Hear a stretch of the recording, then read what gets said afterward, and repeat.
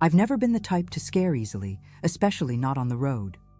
Life as a truck driver is solitary, full of nights spent in empty places, so you learn to deal with silence and darkness.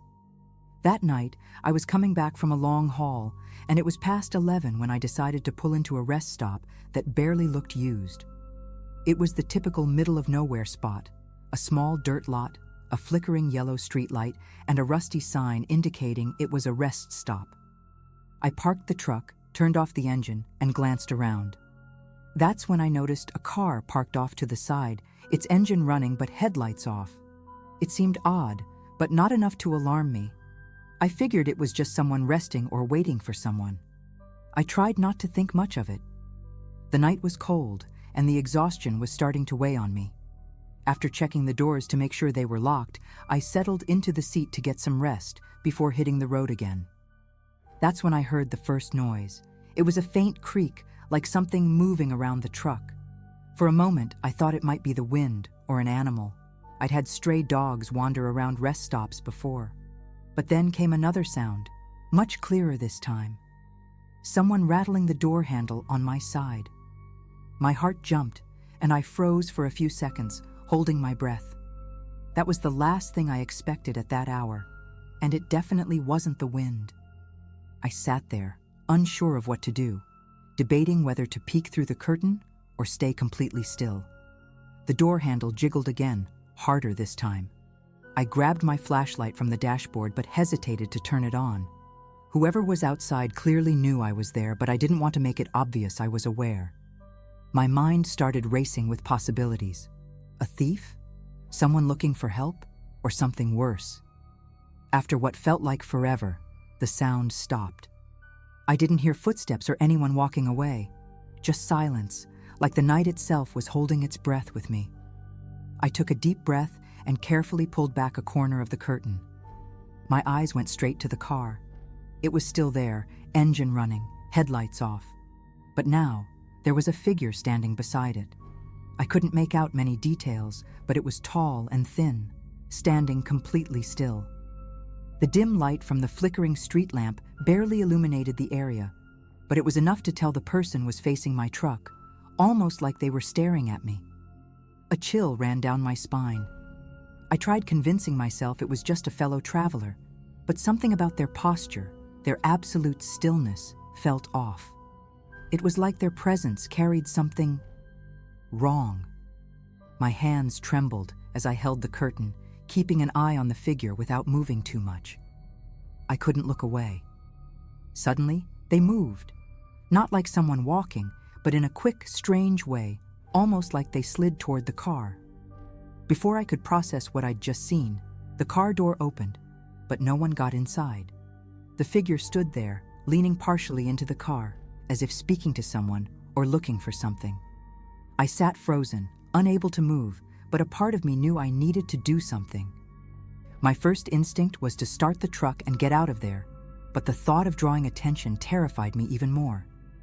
Then I heard another sound, this time closer. Something tapped lightly against the side of the truck, on the opposite side of where I was looking. I whipped my head around, but there was nothing there. The chill that had been crawling up my spine now spread through my entire body, and my heart was pounding in my chest. I turned back to the car, and the figure was gone. I almost dropped the flashlight when I realized I couldn't see them anywhere. My first thought was to double-check the locks, even though I knew they were already secured. The feeling of being watched was almost suffocating, and I could barely breathe. Something was wrong, deeply wrong. I was on edge, every sense heightened, straining to hear any noise that might indicate where that person had gone. That's when the passenger side door handle jiggled violently, shaking the whole truck. I gripped the flashlight tightly and pointed it in that direction, but didn't turn it on right away. My body felt frozen with fear. Taking a deep breath, I summoned the courage to flick the switch. The flashlight beam cut through the glass, illuminating nothing. There was no one there, at least no one I could see. Just the emptiness of the night and the shadows cast by the flickering light. Before I could calm down, another sound jolted me. A scraping noise came from the back of the truck, like metal being dragged across the trailer. It was a horrible sound, like nails on a chalkboard, and it went on and on. I grabbed my phone and considered calling the police, but hesitated. How would I explain this? What would I say? Someone or something is messing with my truck in the middle of nowhere. While I debated, the sound stopped as suddenly as it had started.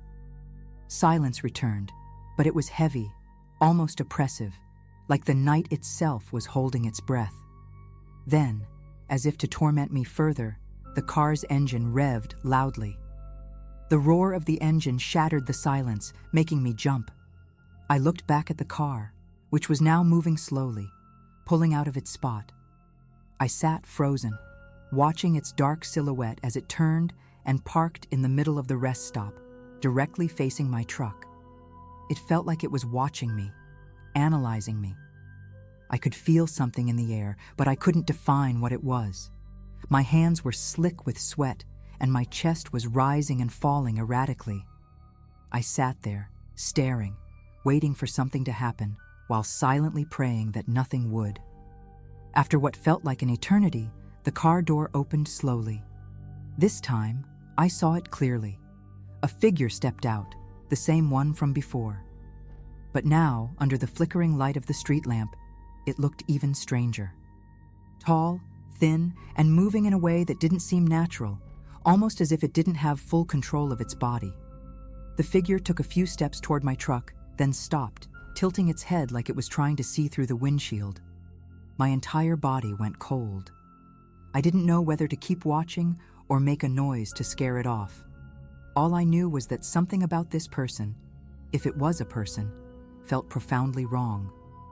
My mind was screaming for me to do something, anything, but my body refused to move. The figure stood there, head tilted, almost like it was deciding something. Then, with a sudden jerky motion, it started walking around the truck, slowly and silently. I could hear the faint crunch of footsteps on the dirt, getting closer to the cab. I gripped the flashlight so tightly my fingers ached. My eyes darted to the side mirror, trying to catch a glimpse of the shadow, but it seemed to vanish into the darkness and reappear without warning. That's when I heard the sound again. The passenger side door handle being yanked. Without thinking, I slammed my hand on the horn. The blaring sound echoed through the rest stop, cutting through the oppressive silence. For a moment, everything stopped. The footsteps, the rattling handle, all of it. The only sounds were the idling engine of the car and my own ragged breathing. I glanced toward the car again, expecting to see the figure, but it was gone. My heart nearly stopped when I realized the car was now in motion, slowly rolling toward the road. Its lights were still off, and the engine roared as it picked up speed. I sat there, frozen, watching it disappear into the night. But just as I thought it was over, a faint tap came from the back of the truck, almost like a goodbye. I stayed frozen, eyes glued to the rearview mirror, trying to make sense of that tap. It was impossible to see anything in the darkness beyond the faint, flickering light of the street lamp. My mind raced with possibilities, none of them comforting. Clutching the flashlight, I took a deep breath and, against every instinct telling me to stay put, stepped out of the truck. The air was icy, and the feeling of being watched was so intense it felt like a physical weight. I walked to the back of the truck, each step more hesitant than the last. When I finally reached the trailer, there was nothing. No marks, no sign that anyone or anything had touched it. I climbed back into the cab, still scanning my surroundings, and locked the doors again as tightly as I could. The car was gone, and the silence felt even heavier than before. I sat there for a while, hands gripping the wheel, trying to steady my breathing. Eventually, I started the engine and pulled out of the rest stop. As the sight disappeared in my rearview mirror, I couldn't shake the feeling that something had stayed behind, yet somehow still followed me. To this day, I don't know what happened that night. Maybe it was just a thief, but something deep inside me knows it was more than that. Something I never want to encounter again.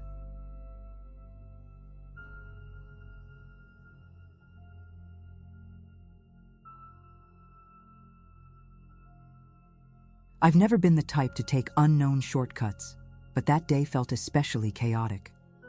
I was with 3 coworkers returning from a conference in another city, and we were all tired and impatient with the highway traffic. It was Jack's idea to cut through a neighborhood he claimed to know, a decision we should have never made. The place felt off the moment we entered. The streets were narrow, poorly lit, and most of the houses were completely dark, even though it wasn't that late, maybe around 8 p.m. After about 5 minutes of driving, the discomfort started to build. The street was so deserted that even the sound of the engine seemed too loud. Then we saw him, a man standing right in the middle of the road. He was facing away from us, wearing a dark jacket that looked a bit too big for him, and he wasn't moving. Right away, I thought he might be drunk or lost. Jack, who was driving, instinctively slowed down, maybe to avoid startling the guy. Everyone in the car went quiet, almost waiting to see what the man would do. Jack stopped the car about 10 feet away from the man. The tension inside the car was palpable. "Do you think he needs help?" Sarah asked quietly. Before anyone could respond, the man slowly turned to face us. It wasn't like in horror movies, where there's a dramatic twist. It was strange because he seemed empty.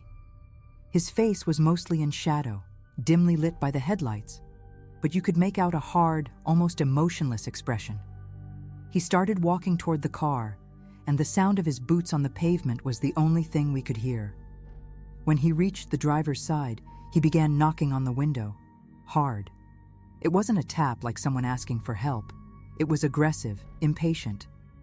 Jack cracked the window slightly, maybe to ask what was wrong, but before he could say anything, the man hit the glass even harder, shouting something none of us could understand. Then the worst thing happened.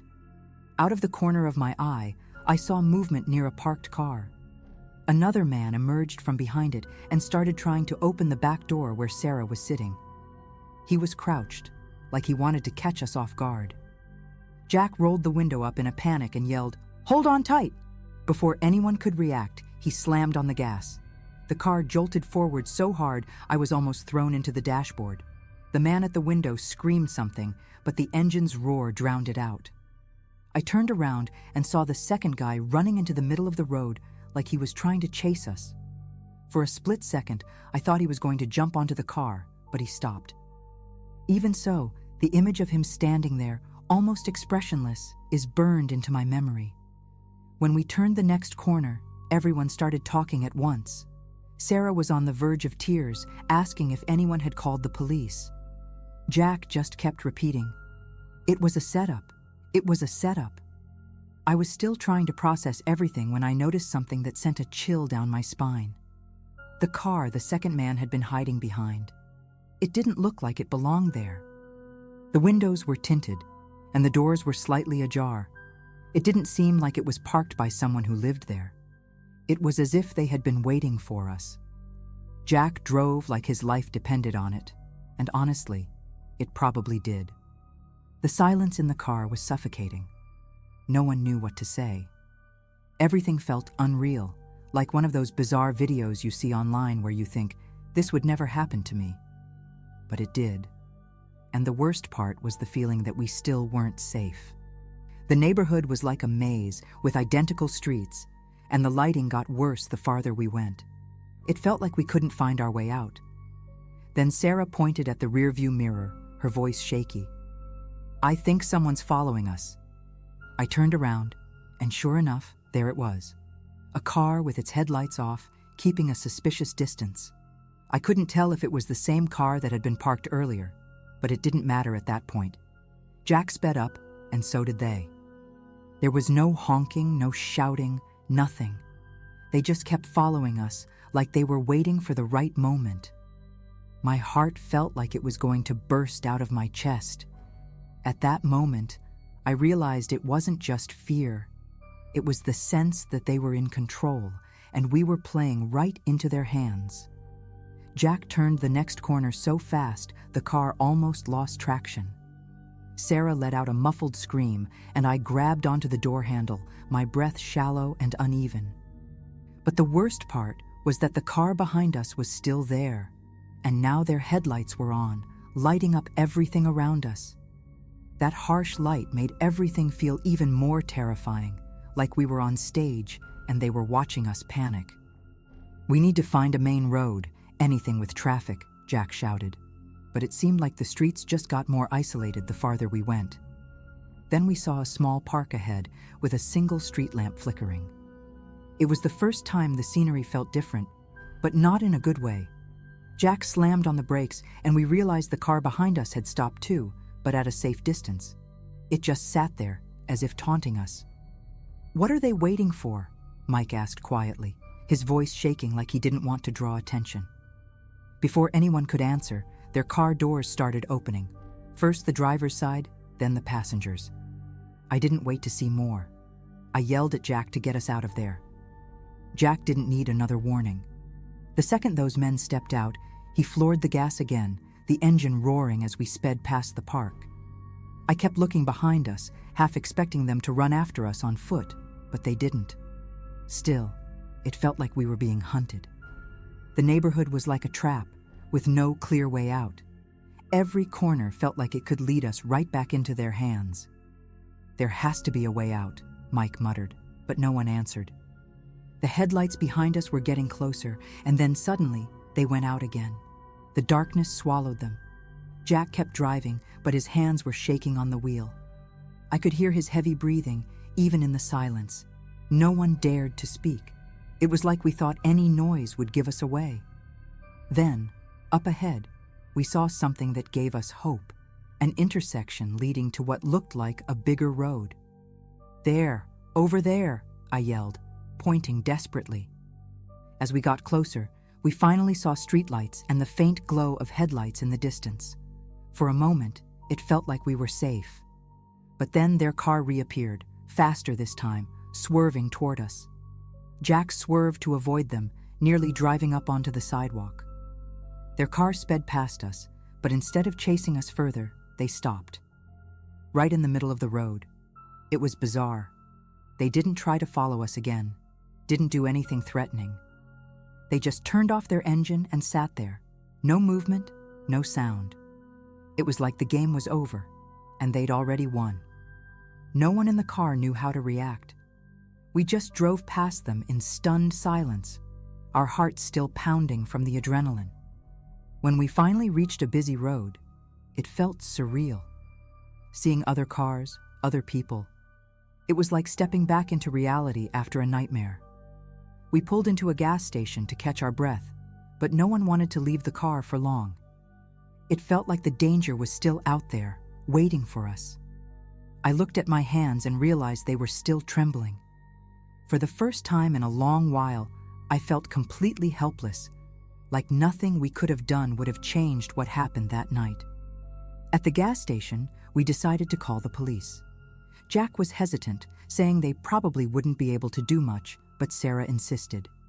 When we explained everything, it was clear the dispatcher didn't think much of it.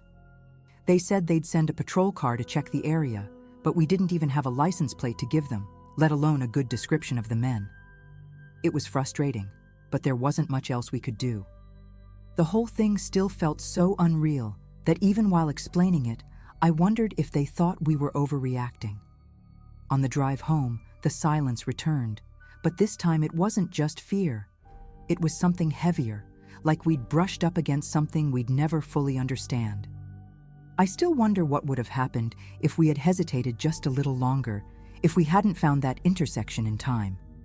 It all happened so fast, but it left a mark on all of us.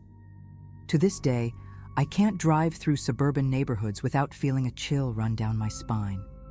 Maybe it was just an attempted robbery, but deep down, part of me believes it was something far stranger and far darker.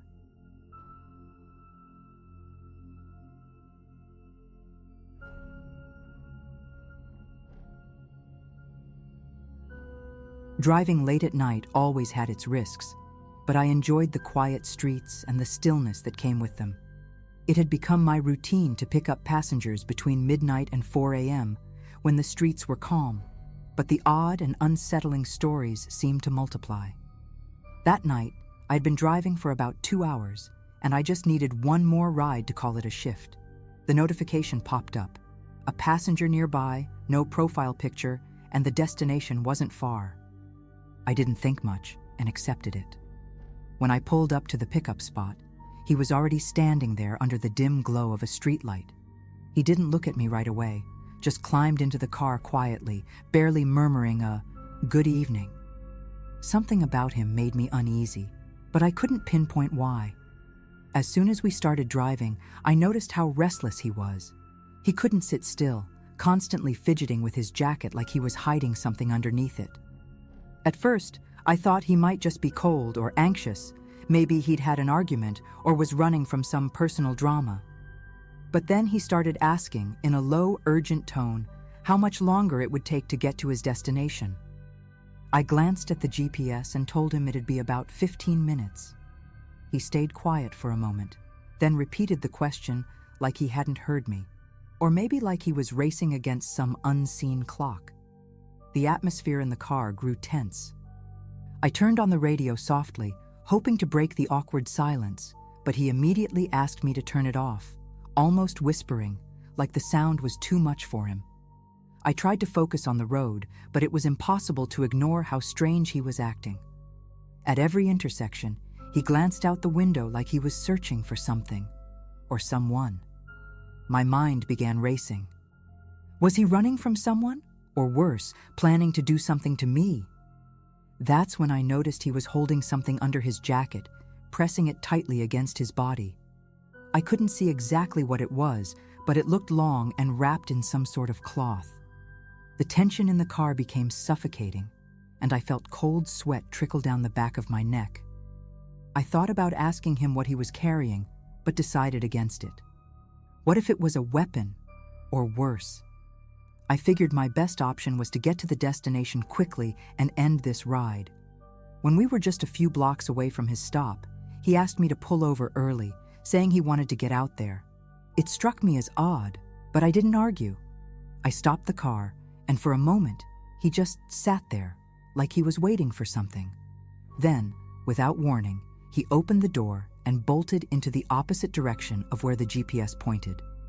He vanished so quickly I barely had time to process what had happened. When I turned to check the back seat, trying to make sense of his sudden exit, I saw it. On the seat was an old, folded cloth, damp and stained. As my eyes adjusted to the dim light, I realized it was blood. My heart immediately started pounding. I didn't know what to do.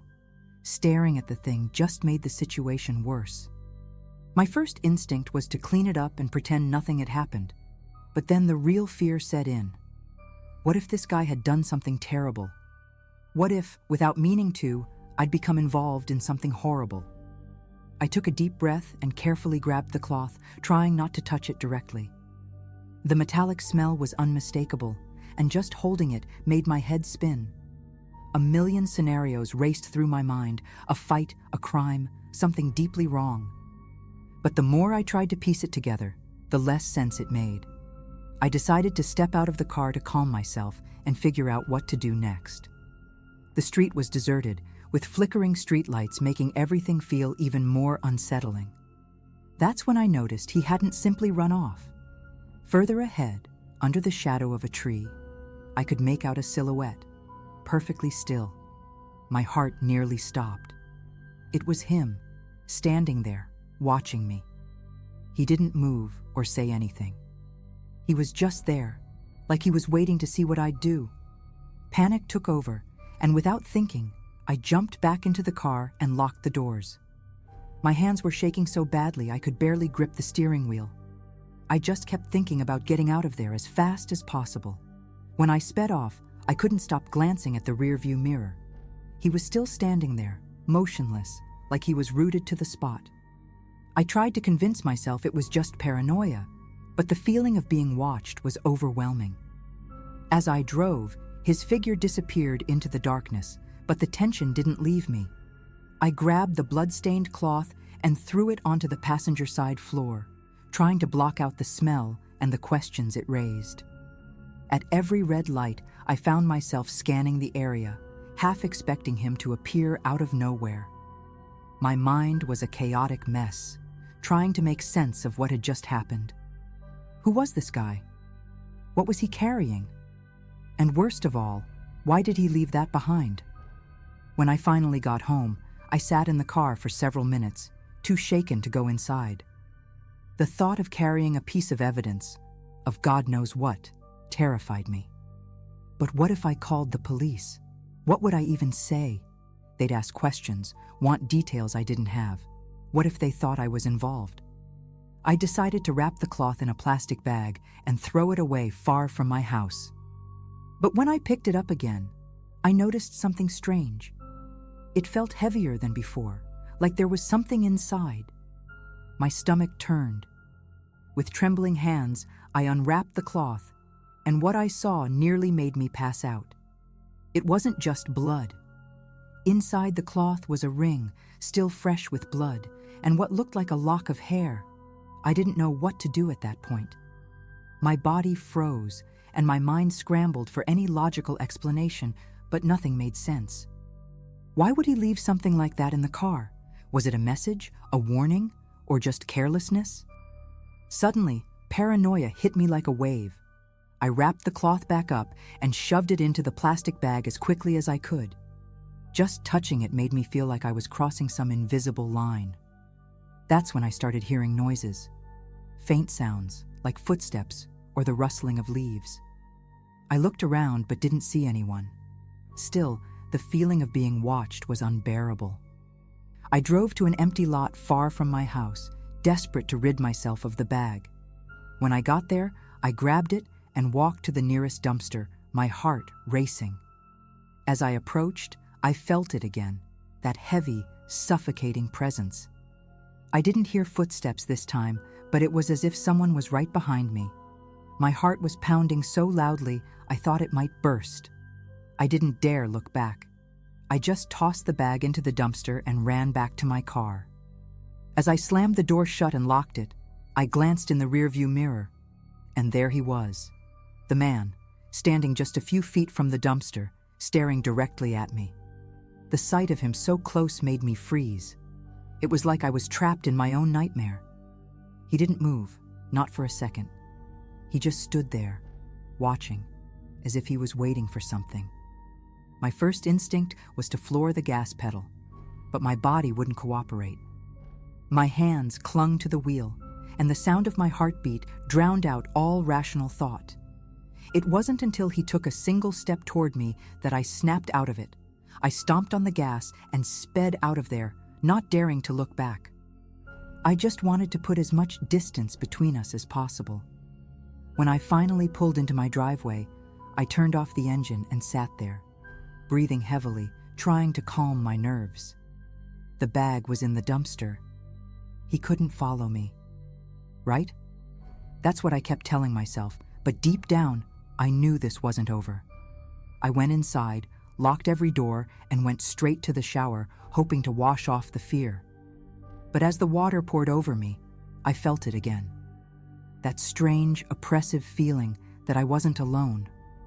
I stepped out of the bathroom, still clutching a towel, and peeked through the window. That's when I saw him.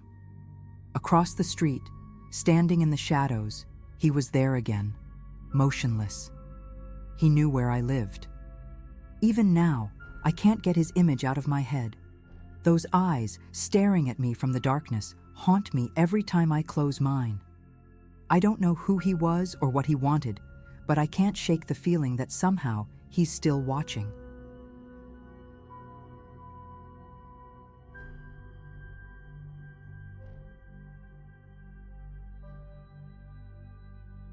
It was around 1 a.m. when I finally left my friend Sarah's house after a long night of chatting about things I can't even remember now. I took the usual shortcut home, a rural road that's quiet, but always feels a bit eerie at night. It wasn't my first time driving there late, so I wasn't exactly scared, but the isolation always gave me a weird feeling. The silence was absolute, broken only by the sound of the tires on the pavement and the occasional chirping of crickets or rustling of animals in the bushes. The only light came from my headlights, cutting through the narrow road ahead. Everything seemed normal until I noticed a figure on the side of the road. At first, I thought it was a shadow, or maybe my eyes playing tricks on me. You know when your mind starts imagining things because you're alone? But as I got closer, I realized it was someone. A person was walking along the shoulder, waving their hands like they were asking for help. My heart started racing. There weren't any houses nearby, nothing to explain why someone would be out there in the middle of nowhere at this hour. Instinctively, I slowed down, but not much, just enough to get a better look at what was going on. I kept my doors locked, of course. The figure looked like a man, but it was hard to tell. He was wearing a dark hoodie with the hood covering most of his face. I don't know why, but everything about him screamed at me not to stop. As I drove past him, I tried to get a better look, but he seemed to avoid the direct beam of the headlights, like he knew exactly how to stay partially hidden. My stomach churned, but I felt conflicted. What if he really needed help? At the same time, my gut told me to keep going. Then something happened that made me freeze. On the opposite side of the road, almost parallel to where the man stood, another figure stepped out from the trees, right at the edge of the shoulder. It happened so fast that my brain struggled to process it. This second figure was smaller, maybe a woman or even a teenager, but what terrified me was how they appeared, like they had been waiting in the darkness all along. My heart nearly jumped out of my chest. It didn't feel like a coincidence, you know? They seemed coordinated, like they knew I'd be passing by. I didn't think twice. I slammed on the gas and sped away as fast as I could, the roar of my engine echoing through the empty road. As I glanced in the rearview mirror, I saw them standing there, one on each side of the road, just watching me disappear into the darkness. Even after speeding off, I couldn't shake the scene from my mind. My hands were sweaty on the wheel, gripping so hard my fingers started to tingle. Why were they there? Was it a coincidence? Or had I just escaped something terrible? The worst part was the thought that maybe someone genuinely needed help. What if that man was lost or had been in an accident? But then I'd remember the second figure stepping out of the woods, and my stomach would churn all over again. Nothing about it felt right. The road was completely empty, no other cars in sight. It was like I was the only person in the world at that moment. Every turn, I kept glancing in the rearview mirror, expecting to see lights or something following me. But there was nothing, just the pitch-black night behind me. My mind was racing. I tried convincing myself it was paranoia, that I was blowing things out of proportion, but there was something about that situation that simply didn't make sense. And the way they stood there, motionless, watching, it gave me chills just thinking about it. When I finally reached a more populated stretch of road with a few houses and streetlights, I felt some relief, but not entirely. I pulled into a gas station that was still open and parked, sitting there for a while to calm down before continuing home. After a few minutes at the gas station, I still felt uneasy. The fear had passed, but the doubt lingered. Should I have called the police? Reported what I saw? But what would I even say? I saw two people on the road, and one came out of the woods. It didn't sound alarming when said out loud, but for someone who was there, it was a completely different thing. I tried to rationalize it. Maybe they were just two people lost, or someone needing help and a friend or relative nearby. But why would someone hide in the woods, and why didn't they ask for help together? None of it added up. Eventually, I decided to keep driving home. I was closer now and felt like the worst part was behind me. But that uncomfortable feeling of being watched stuck with me. I wasn't just checking the rearview mirror anymore. Now I was scanning both sides of the road, half expecting to see something emerge from the trees. That's when I saw something that nearly made me lose control of the car. Standing at the side of the road, farther ahead, was the same man who had waved earlier. It was him. I was sure of it. The dark hoodie, the same posture, everything. But it didn't make sense. I had driven for miles since I first saw him. How could he possibly have gotten there so fast? My body froze. For a second, I thought about braking, but my instinct made me hit the gas even harder. I passed him quickly, barely looking, but I saw enough to confirm it was the same person. This time, he wasn't waving. He was just standing there, facing away from the road, but slowly turning his head as if he was watching me pass. What the hell was going on? I started to feel surrounded, like this wasn't just a coincidence. My heart was pounding and my hands were shaking on the wheel. Suddenly, that road I knew so well felt completely unfamiliar, like something was wrong with the place itself. I drove the rest of the way home without blinking, hyper-focused on every shadow, every tree, every possible movement. When I finally pulled into my driveway, I felt such a wave of relief that I thought I might collapse right there. I parked in the garage and sat there for a moment, trying to collect myself. But as I turned off the engine, an inexplicable wave of dread hit me. I glanced in the rearview mirror, purely out of reflex, and my heart nearly stopped. There, standing on the sidewalk across the street, was someone wearing a dark hoodie. I couldn't see their face, but it was enough to send me running inside without looking back. I rushed into the house, nearly tripping on the steps as I unlocked the door. As soon as I was inside, I locked everything: the front door, the deadbolts, even the windows. My heart was pounding so hard it felt like it might burst. My mind was racing, trying to make sense of what was happening. Maybe it was paranoia. Maybe I was imagining things, connecting dots that weren't really there. But the feeling that something wasn't right was impossible to ignore. I grabbed my phone and thought about calling the police. But what was I going to say? That someone was following me with no real evidence to back it up? I sat in the living room trying to breathe and calm down, but every little sound made me jump. The wind outside, the creaking of the house. Everything seemed louder, more sinister. I stayed frozen for a long time, staring at the front door, waiting to hear a knock or see a shadow pass by the glass. But nothing happened. When I finally worked up the nerve to look out the bedroom window, what I saw made my blood run cold. The street was empty, but at the very end, just barely lit by the glow of a streetlight, was the same figure from before, standing there, motionless, watching me from a distance. I didn't know what to do. I felt completely exposed. I yanked the curtain shut and backed away from the window, my heart pounding in my chest. I decided I wasn't just going to sit there and wait for something to happen. I grabbed a kitchen knife and went straight to my bedroom, locking the door behind me.